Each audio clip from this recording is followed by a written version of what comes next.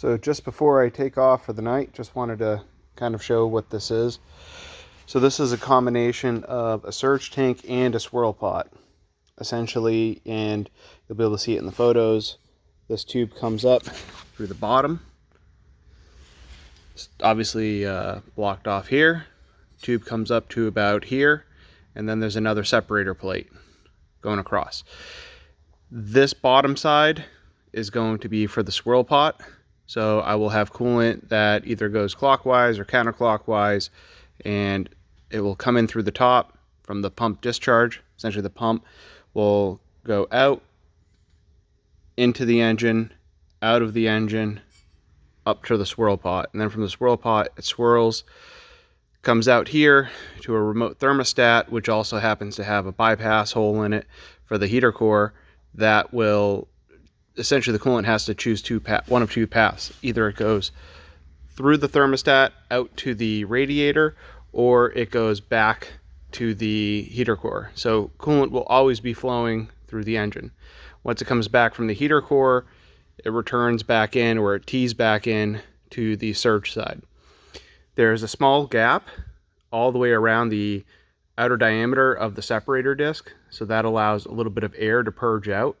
As well as the pressure that's coming into this swirl pot will force some water up into the swirls and create natural circulation that way. As well as I have a couple of holes that are drilled into the outer diameter, or through this pipe, or this tube that goes through.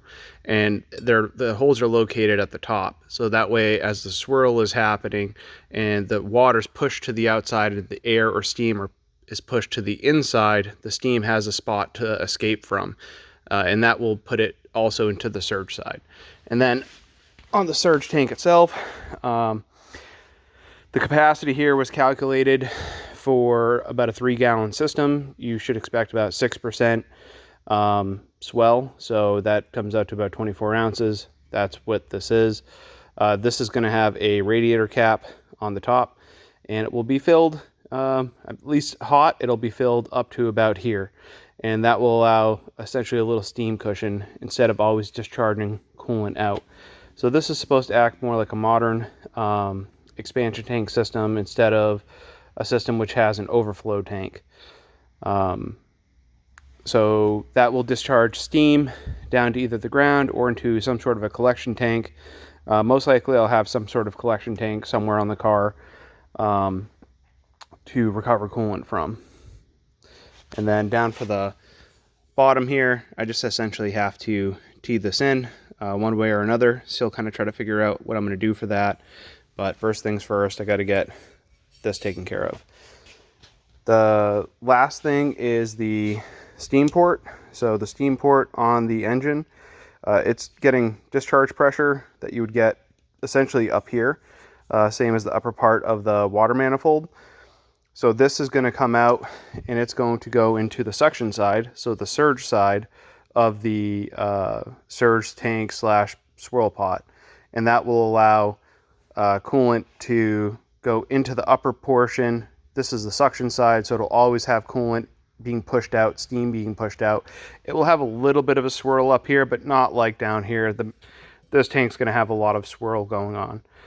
Also, because of the radiator that I have a radiator that's a dual pass, so I have my inlet to the radiator here, and then down at the bottom I have my return side. So hot side comes over, and then there's a radiator cap that's about here, and that's going to have the vent to it going over and tying in to the steam port, and then coming in to the surge tank. That as well is going to have some sort of a pressure system on, or some sort of a pressure on it on one side, and then in suction on the other. Differential pressure will be dictated by how much flow is going through the radiator, but this will ensure that any sort of steam bubbles or any sort of air pockets will be able to be bled out of the system and returned to the highest spot in the system by essentially creating a constant vent.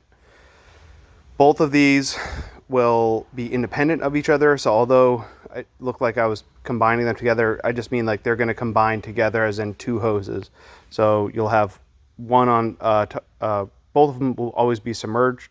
So you'll have essentially one hose coming in here, one hose coming in here, something like that. And that will ensure that there's always coolant inside. So as an air bubble gets burped out, coolant can come back in and fill these areas when the car shut off. So this is to make this system as easy to bleed as possible, while getting the benefit of an expansion tank and getting a swirl pot. And the swirl pot, due to its design, all the coolant that comes through the engine must pass through the swirl pot before it either goes to the heater core or to the radiator. If it's going to the radiator, it's going to be very much de-aerated or have no steam bubbles present. I forget what the percentages. I think it's something like 4% or 2% steam or air inside of a coolant system reduces capacity by 15%. So this will allow the ability to run smaller radiators. Not that I will be for the time being, but if I do ever decide to go to like a Civic radiator or a half rad and have a bigger turbo in the front of the Blazer, then I know that this system, as well as, you know, the 400 watt CWA 400, will be able to help at least get this engine cool even under strenuous conditions. But that's my TED Talk. Thanks for coming.